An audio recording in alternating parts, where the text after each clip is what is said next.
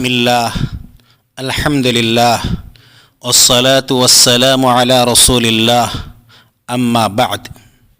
الحمد للہ ہم سب نماز تو پڑھتے ہی ہیں، لیکن کیا کبھی ہم نے اپنی نمازوں کا جائزہ بھی لیا ہے؟ وہ قبول ہونے کے قابل بھی ہے یا نہیں؟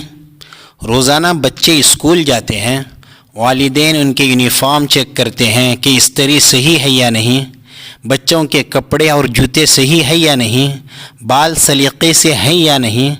اچھی بات ہے، لیکن افسوس آخرت میں مسلمانوں کو کام آنے والی چیز نماز ہے، اس کی اصلاح کی فکر نہیں۔ اگر ہماری نماز ہی صحیح نہیں تو پھر جنت میں داخلہ بہت مشکل ہے۔ نبی صلی اللہ علیہ وسلم نے فرمایا، قیامت کے دن کچھ لوگ 60 سال کی نمازیں لے کر آئیں گے، لیکن ایک نماز بھی قبول نہیں ہوگی، کیونکہ ان کا اگر رکوع مکمل ہے تو سجدہ مکمل نہیں، سجدے مکمل ہیں تو رکوع مکمل نہیں۔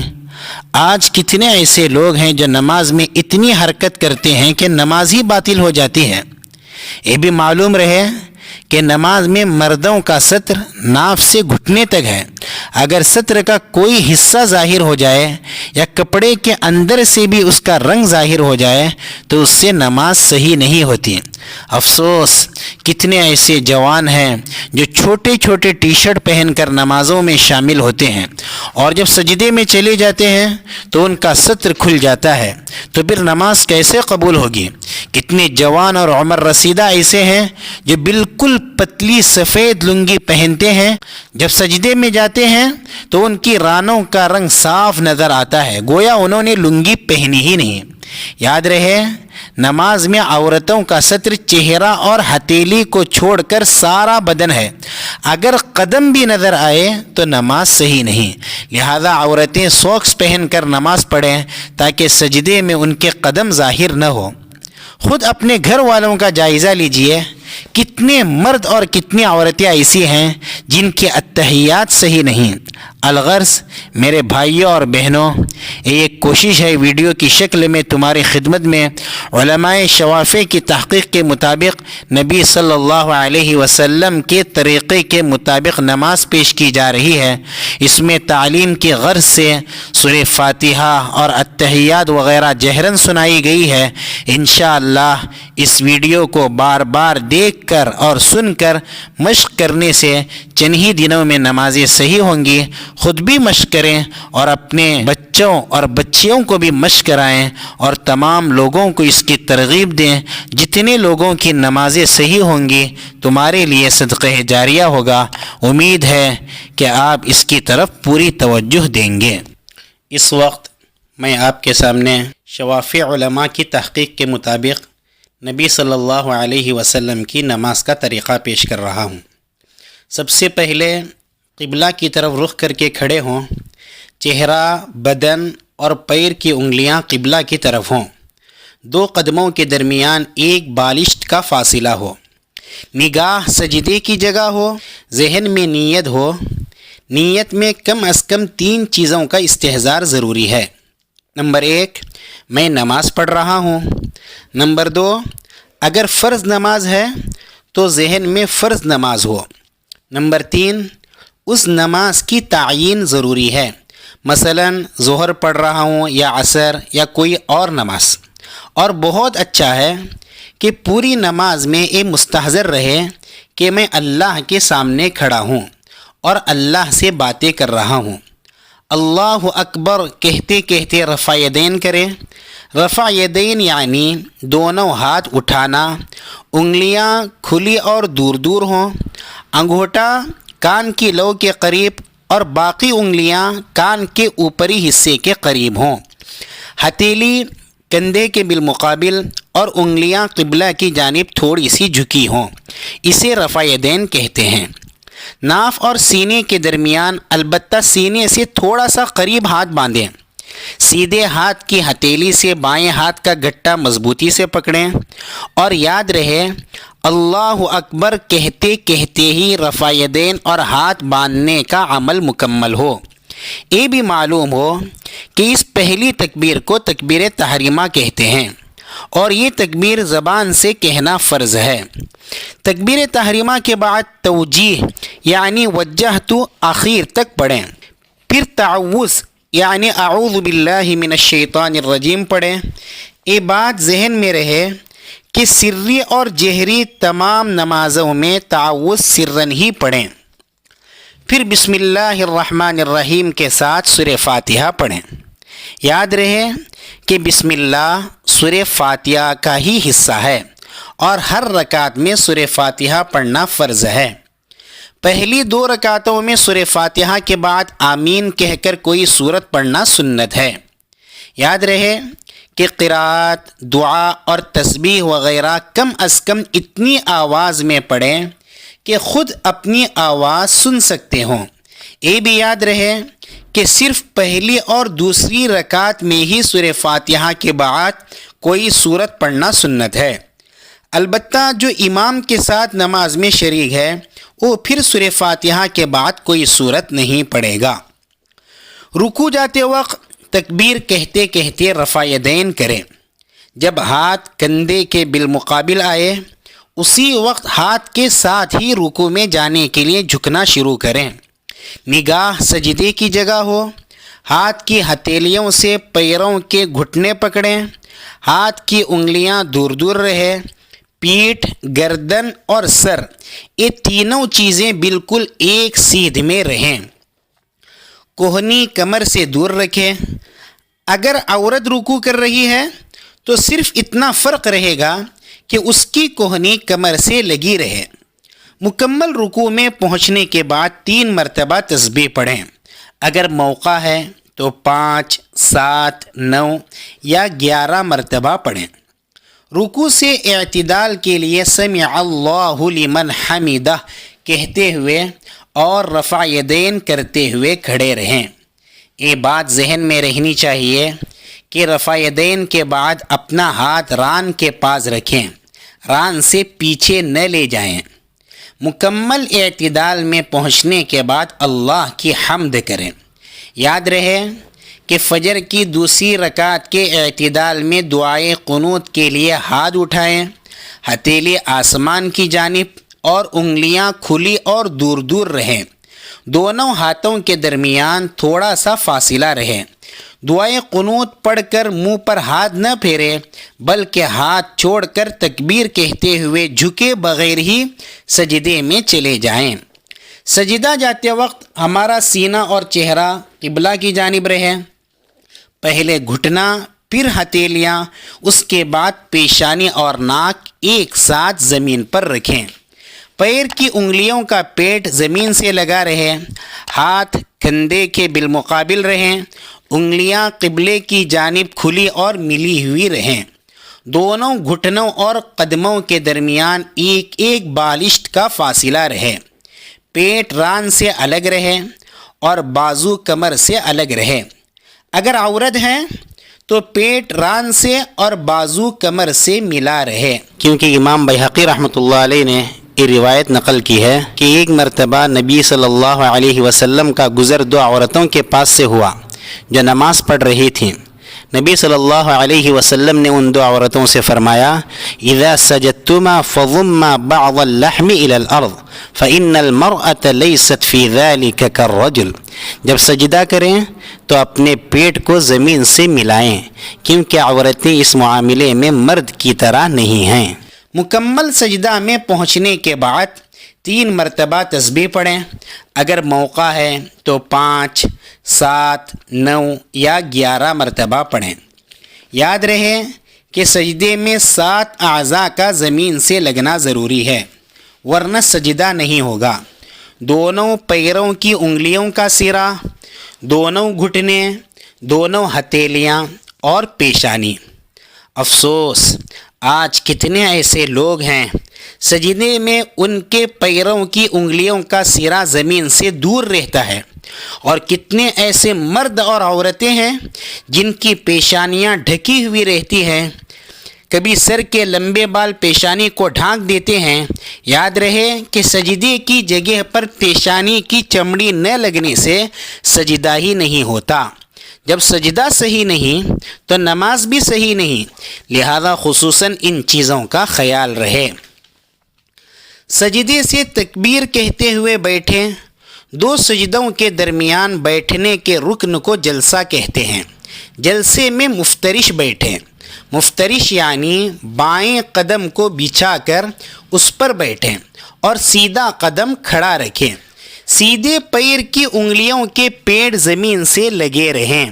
دونوں ہتھیلیاں کھول کر گھٹنے کے قریب ران پر رکھیں۔ انگلیاں ملی رہیں۔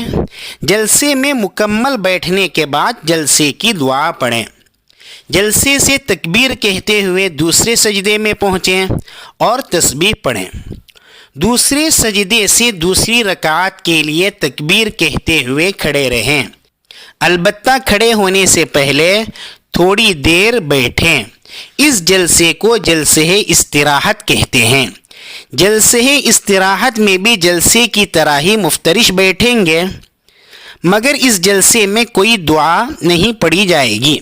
یاد رہے، جس دوسرے سجدے کے بعد تشہد نہیں ہوتا وہاں کھڑے ہونے سے پہلے یہ جلسہ استراحت ہوتا ہے۔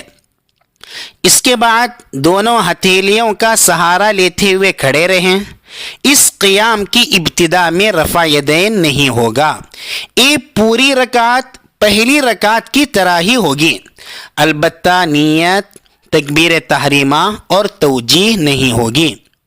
پھر اگر یہ نماز 2 رکعتوں سے زیادہ والی ہے تو دوسری رکعت کے دوسرے سجدے کے بعد تکبیر کہتے ہوئے مفترش بیٹھیں اور پہلا قاعدہ اور آخری قاعدہ دونوں میں بیٹھتے ہی اپنا بایاں ہاتھ کھول کر گھٹنے کے قریب ران پر رکھیں۔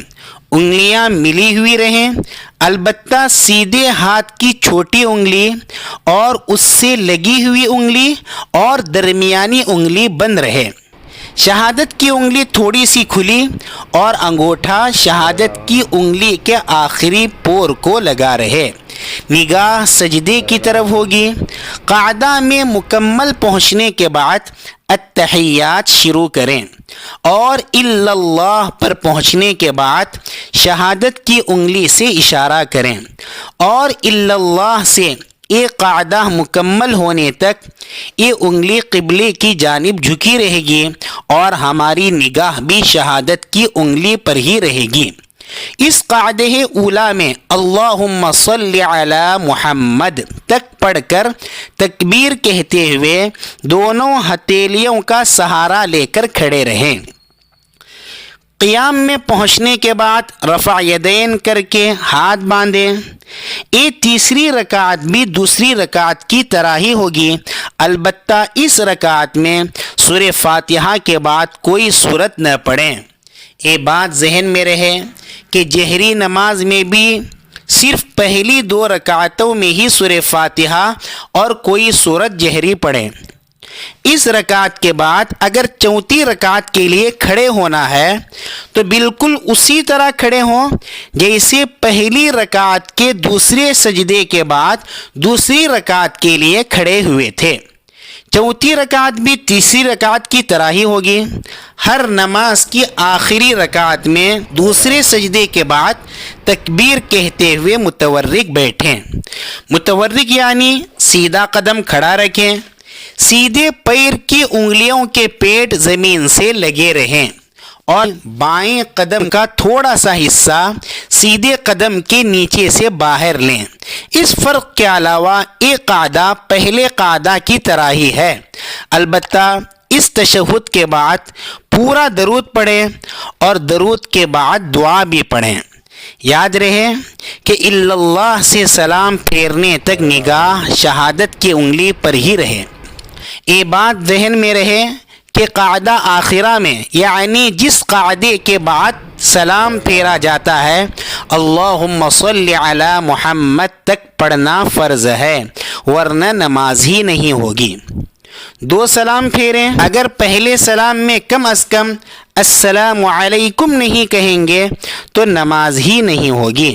سلام پھیرنے میں نگاہ کندھے پر رہے۔ اللہ اکبر وجهت وجهي للذي فطر السماوات والأرض حنيفا مسلما وما أنا من المشركين إن صلاتي ونسكي ومحياي ومماتي لله رب العالمين لا شريك له وبذلك أمرت وأنا من المسلمين. أعوذ بالله من الشيطان الرجيم. بسم الله الرحمن الرحيم. الحمد لله رب العالمين الرحمن الرحيم مالك يوم الدين إياك نعبد وإياك نستعين اهدنا الصراط المستقيم صراط الذين أنعمت عليهم غير المغضوب عليهم ولا الضالين آمين. بسم الله الرحمن الرحيم.